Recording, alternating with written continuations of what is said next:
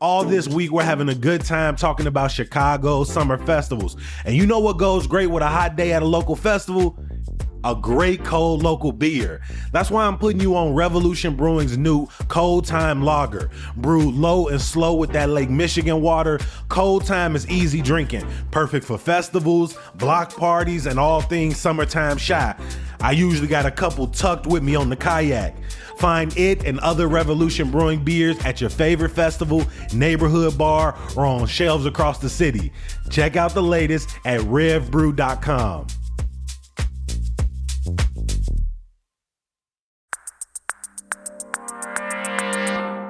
Today on CityCast Chicago, summer festival season is here, so we've got your guide to the neighborhood festivals you gotta check out and how to make the most of them.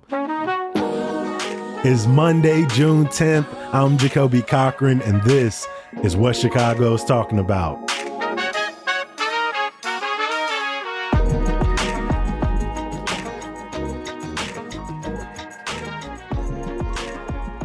I'm here with the fabulous CityCast Chicago team, starting with executive producer Simone Alicea. Hey, Jacoby. And our producer, Michelle Navarro. Hey, Jacoby. As always, I'm happy to be on the mic with y'all. As you might have heard at the top of this episode, all this week, we're talking about Chicago summer festivals. This special week of shows is sponsored by our friends over at Revolution Brewing, whose local beer I'm almost certain you'll be able to find at any of the fests we're talking about today. So to kick off our summer fest guide, I gotta know, if you had to narrow it down to just one, what is your can't miss, definitely a lock on the calendar festival between now and September? Simone, I'm gonna start with you. I think for me, it's got to be Pride Fest in North Halsted. That is happening June 22nd through the 23rd. Pride Fest is always a good time. It's always hot. It's always crowded, but it's also always one of the most joyful, fun experiences. I am really excited to go on Sunday, the 23rd, because I want to see the drag show featuring Bob the Drag Queen. And I am also excited to see that same day, there's going to be an ABBA tribute band that I have seen play at other festivals and who I'm sure you can find at many of the other festivals that we're going to talk about today. But they are great and they bring the energy every time. And it's just a delight. You going to see JoJo Siwa out there? Yeah, JoJo Siwa's on the Saturday, lineup. I only know JoJo Siwa as an internet presence. Like, I never followed her, the dance stuff, and I haven't followed the now music stuff, I guess, because I'm old and I just don't pay attention to things. So I probably won't catch her, but I'll be curious to see what it's like. I think it's cool she's here. I feel like more people probably out there for Natasha Bedingfield, Amber Riley. I will say those headliners are coming out at like I saw Natasha Bedingfield is scheduled to start at 9:15 p.m., which means I don't know when she's going to that's really late. That's late for me personally.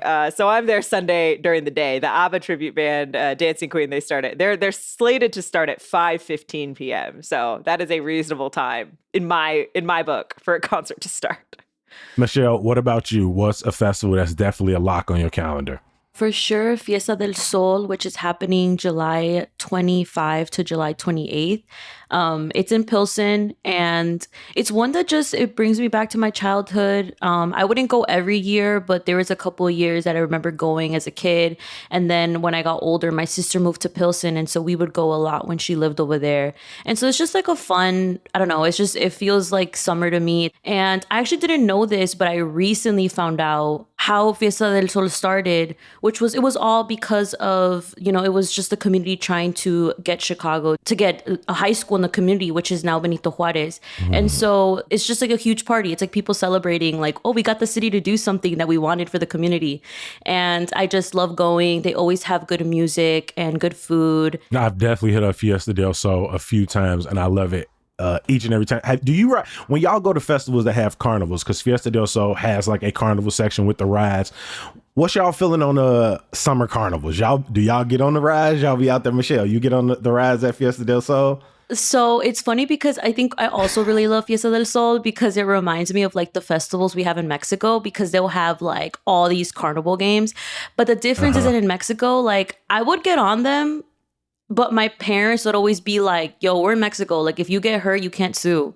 And so I think when I'm over here, I love rides. And so even though I'm a little sketched out by how fast they be packing them and unpacking these rides, I feel like I like getting on them, but I'll only get on them if I'm with people who get on them because I don't want people waiting for me. I feel like regardless of what I hear or don't hear, the stereotype of teenagers like standing guard at these rides that, like you said, getting packed on and off quickly, moving very fast, can be very exciting, but they feel sketchy, sort of carnival rides out the box type. That's the risk. That's what makes it funner. I haven't gotten one. That's what makes it fun. I respect that. I haven't gotten one at all in my adult life, not once. So, a little known fact about me, when I lived in Seattle as a teenager, I used to work for my next door neighbor owned a clown/events company. And so I used to be that teenager who stood outside those rides. Simone was a carny. I would go out to these events. And for us, it was mostly the like in big inflatable rides. We had these like, 30-foot tall slides and stuff like that. But there was some mechanical stuff. And like, I was out there at 14, 15, you guys. Like, that was my job, is I had to make sure like that kids were safe out on these rides. And so because I've done that and I've been a 15-year-old who was working a 14-hour day, now I don't go on those rides. Now I'm like, I can pass. I can pass. Do you got any tips for people who do, though? Don't do flips. Don't do flips. Everybody wants to do flips. Also, don't go doubles down the slide, especially if you're like an adult with a child. Like you think you're being safe, but actually that's how kids get hurt, is because the adults will tumble over the kid and then the kid gets hurt. So don't do it. What about the larger mechanical rides? Like listen to the 14, 15-year-old Simone? Yes. Like probably. I mean, directions. assuming they're actually telling you something. For me, a festival that the City Cast Chicago team has been represented at the last couple of years is Summer Smash over in Bridgeview this weekend, Friday through Sunday. Last year I had a good time. They gave me photo passes, so I was able to get into the pit and take some really dope photos, like very up close. I got some decent lenses. But this year it's a can't miss event, not only because Mick Jenkins is performing a 10th anniversary set for The Waters, one of the, in my opinion, greatest mixtapes, not only to come out of Chicago, but one of the greatest mixtapes in general for me. And that's going to be on Saturday. And then Sunday, for the first time in years, I think it might be over 10 years, Chief Keef is going to be performing, closing out. I'm also excited for Anicia, who is a fantastic up and coming artist. I think her set is going to be dope. Her swag is crazy. Her ad libs is nuts. Like, that same day, Yachty gonna be out there as well. And so I think between Saturday and Sunday is gonna be great. But also, if folks looking for Friday, Travis Scott gonna be out there. Now, for me, that is a day that I'm avoiding because it's already like, I don't know about y'all, but I don't really love big crowds. But what I do know about a Travis Scott set, and again, please go if that's your thing. But for me, it's like Trav love to get people jumping up and down. Even if you standing far away, the crowd is very energized. So for me, that's the day I'm probably gonna miss. But Saturday and Sunday, I'm going to be out there having a good time.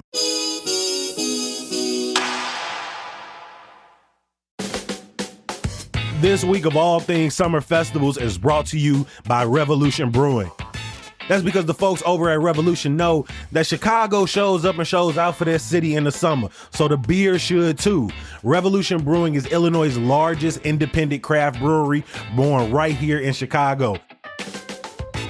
From their Hero IPAs to their Freedom Sours to their Cold Time Lager, everything is brewed locally. So grabbing a Chicago beer or two, maybe even three at a Chicago Summer Festival, I think it just makes sense if you ask me.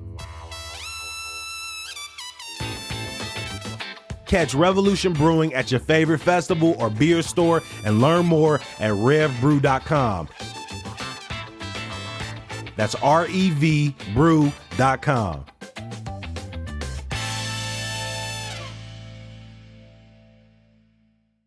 Well, okay, so the fact of the matter is, we're going to find ourselves at more than one neighborhood festival this summer. So, thinking about your overall summer itinerary, how are you planning that? How are you choosing which festivals to attend and which ones to skip? Jacoby?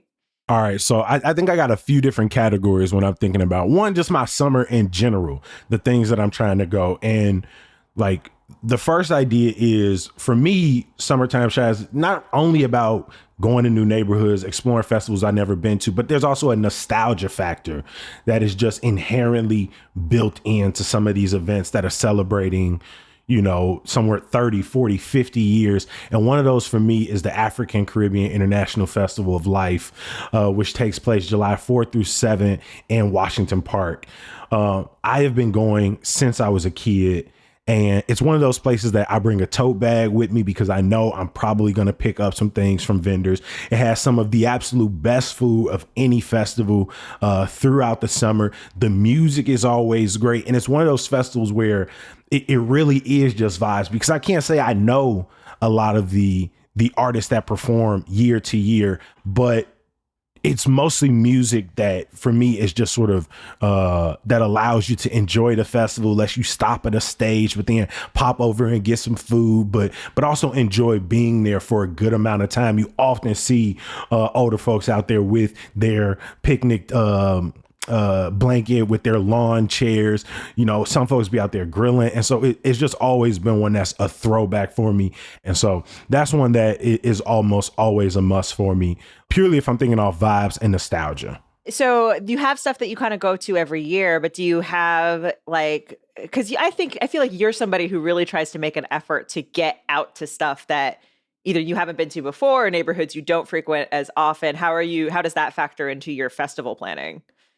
That's a really good question. So mostly when I'm putting out that original festival guide, like putting together my original festival calendar, I am originally putting things in that I recognize that I went to last year or in the last couple of years, but I always do try to like make space for something I haven't gone to. And like, for example, the last year or so, we've made friends with the folks over at The Infatuation. Shout out to John, shout out to Adrian. We just had them on to talk about alfresco dining, and they've got a big food festival, EatsCon, that's happening July 13th and July 14th, right after the week after African and Caribbean Fest. And that's one that I'm really interested in stopping by for the first time. Michelle, what about you? How are you approaching your summer festival lineup? Yeah, there's so many that I want to go to.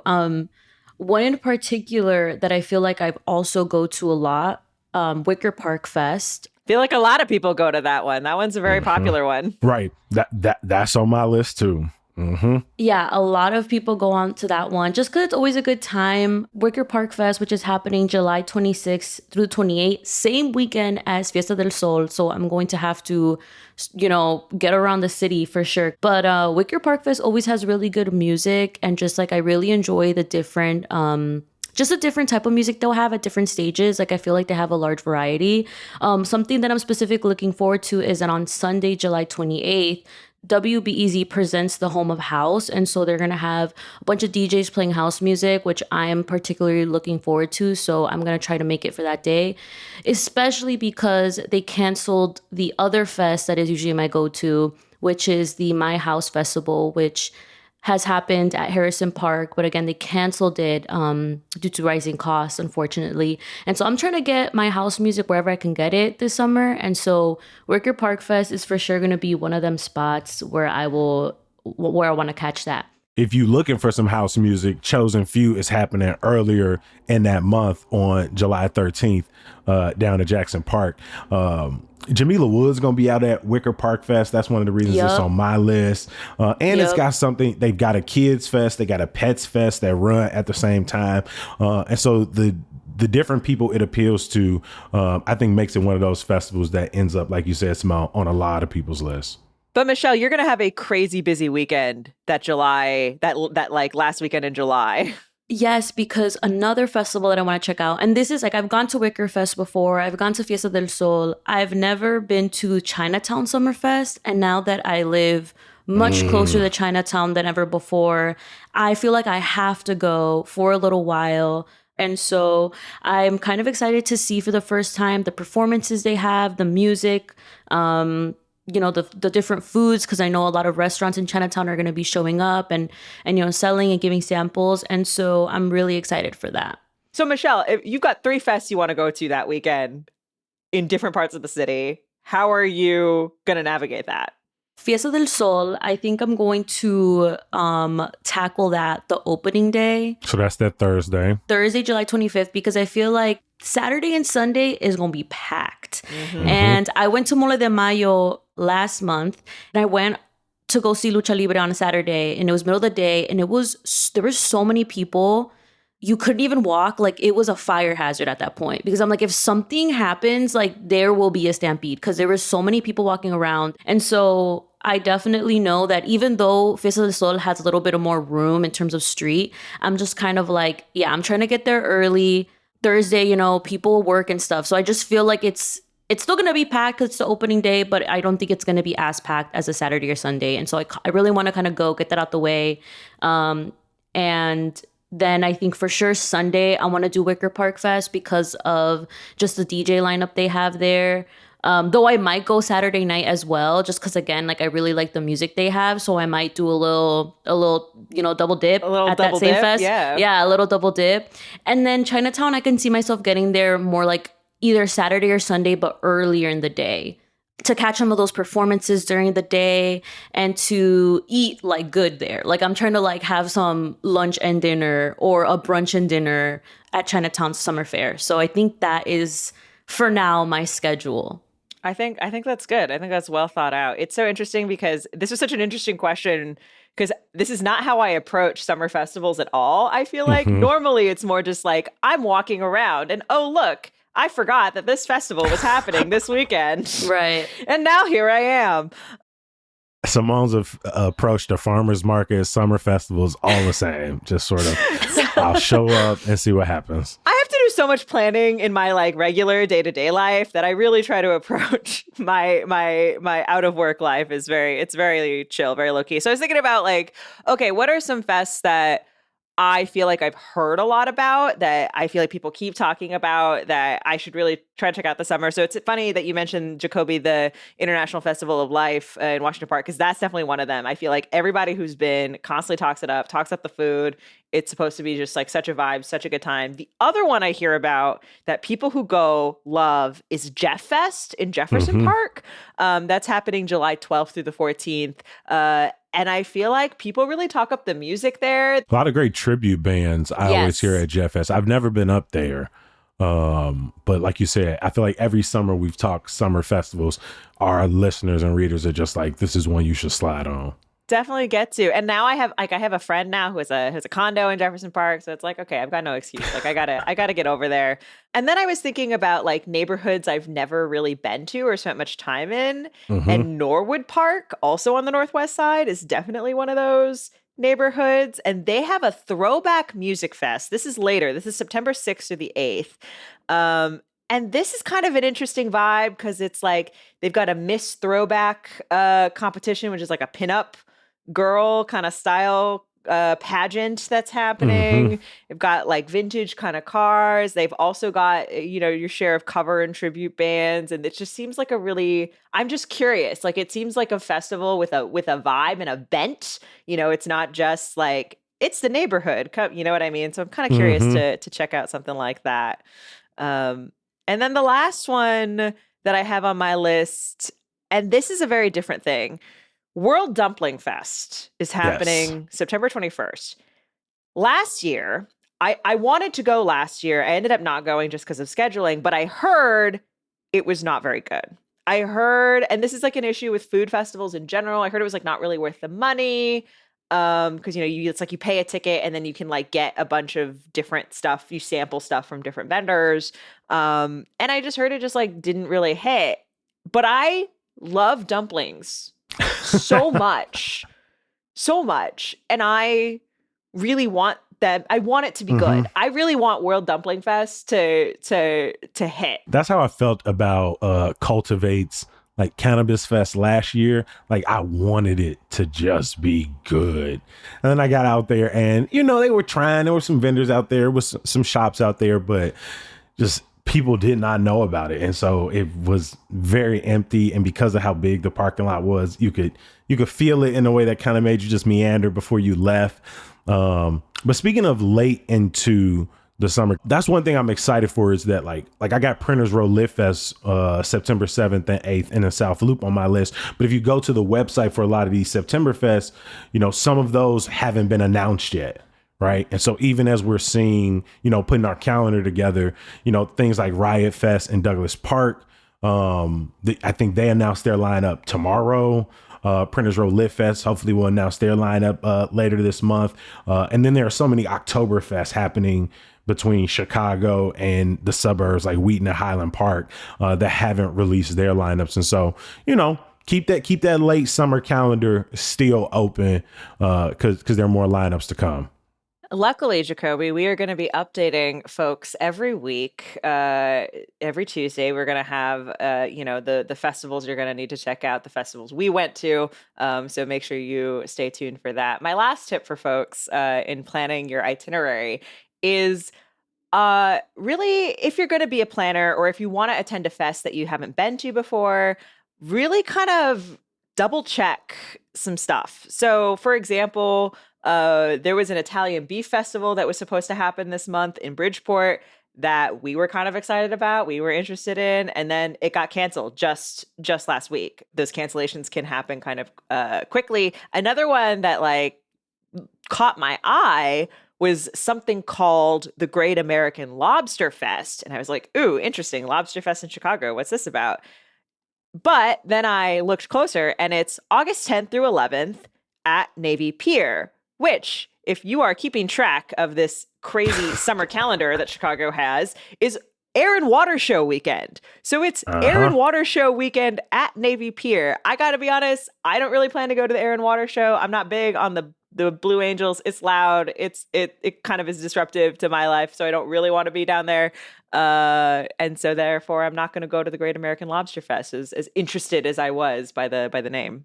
I think that's a great utility. If you're listening to this and you're hearing all of these festivals, one, if you want to keep track, make sure you head to our show notes, stay tapped in to chicago.citycast.fm.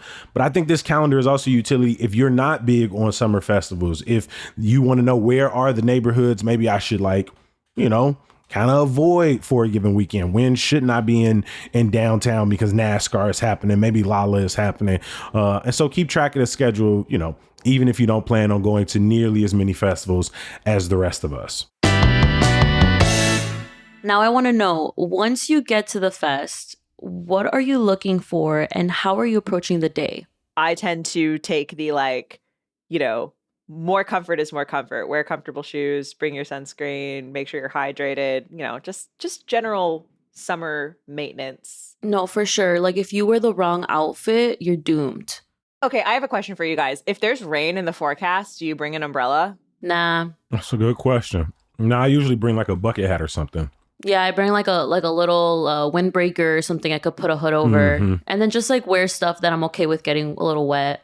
I'm just kind of like, I don't want to carry this. Sometimes they don't even let them in depending on the kind of festival. And so at the risk of losing my cheetah print umbrella, I never take it.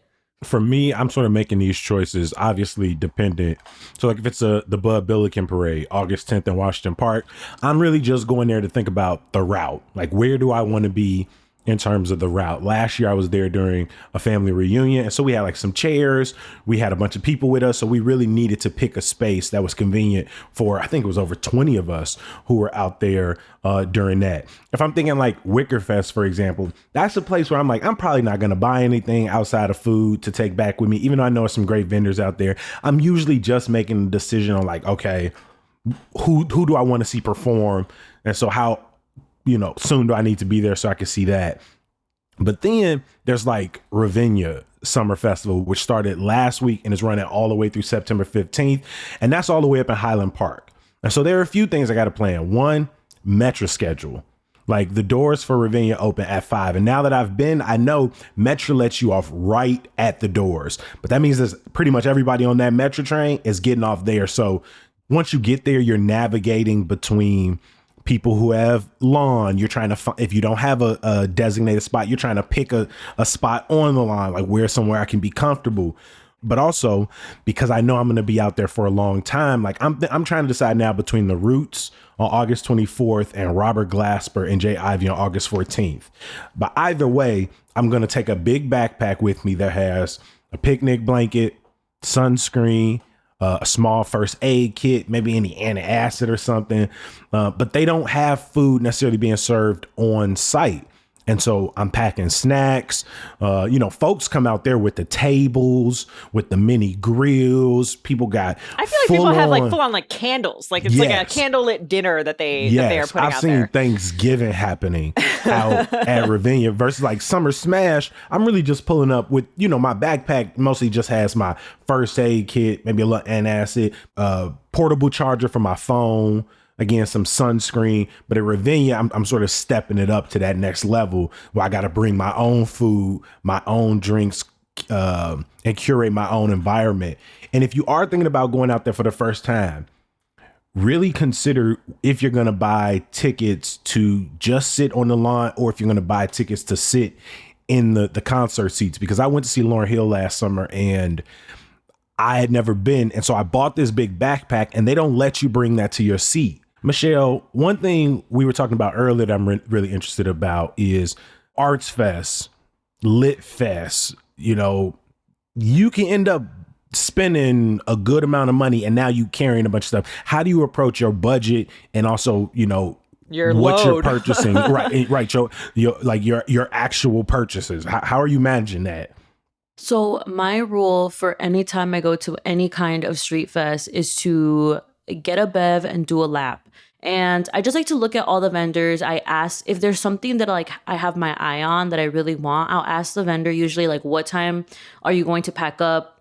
Just so I can get an idea of like, okay, this is my deadline. And by the time I do my lap, if like there's something that I can't stop thinking about, then I know I can go back to that vendor and get that specific thing without running out of time or having to carry it the whole time. I usually go to festivals to like have a drink, have something to eat and just kind of vibe around. Grab a Freedom Sour. Right. Like I'm not trying to just carry stuff. It just gets in the way and you are at risk of damaging something or leaving something behind that you just purchased. And so for sure, to me, it's definitely just kind of like seeing what my options are and then asking myself the question of later is like, do I really need it? Because sometimes before I would be at a vendor and I'd be like, I want this right now. And I would buy it.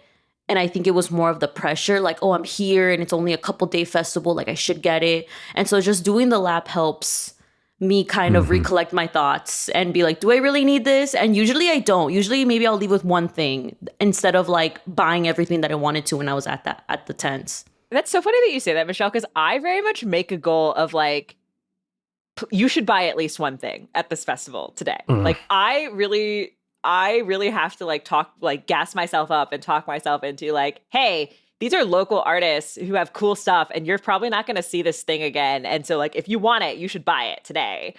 Another thing that I think is worth noting on the money front too, is like, I am pleased to see that like lots of places are either taking cards or offering Venmo or Zelle or whatever. So you don't have to have as much cash on you as maybe you did a few years ago to go through these fests. But it's still probably good to have at least a little bit of cash on you and to get that before using the ATM at the festival, which is inevitably going to have a crazy high fee. For sure. I can't wait till I get to that place where I can go to these art festivals and like the big pieces that I wouldn't possibly be able to take that if I wanted to, but they'd have to ship it to me or something. Like I've never been able to go into one of those festivals and be like, you know what, let me get that big one. That's the one I want. Eventually, I want to be that person moving through the neighborhood fest. Just like, ship that to my house, please. I need that one. In my ideal world, right, when I'm rich and famous and I have a, multi-thousand square foot house that I'm sure it's going to happen, I will just have one room that's all like local festival art. Just a gallery in the crib. Just the whole gallery. Yeah, that's the dream. We want to hear from y'all. What's on your festival calendar going into this summer? Let us know at 773-780-0246. Leave us a text or a voicemail. I want to give a huge thank you to the CityCast Chicago team. Shout out to our executive producer, Simone Alicea. Hey, thanks, Jacoby. And joining me and showing some love to our producer, Michelle Navarro. Thanks, Jacoby. You can follow along with the entire CityCast Chicago saga at chicago.citycast.fm. There you'll find neighborhood guides, best food and drink lists, and you can subscribe to our favorite daily newsletter, Hey Chicago. Of course, I got some good news. Chicago's Movies in the Park series kicks off tomorrow. This week alone, we got 12 showings across the city. Check the show notes for a full list. Be back here bright and early tomorrow when we're talking about why Chicago has so many of these summer festivals, the economic benefit to neighborhoods, and why some festival organizers get a little aggressive about them suggested donations. Talk to you then. Peace.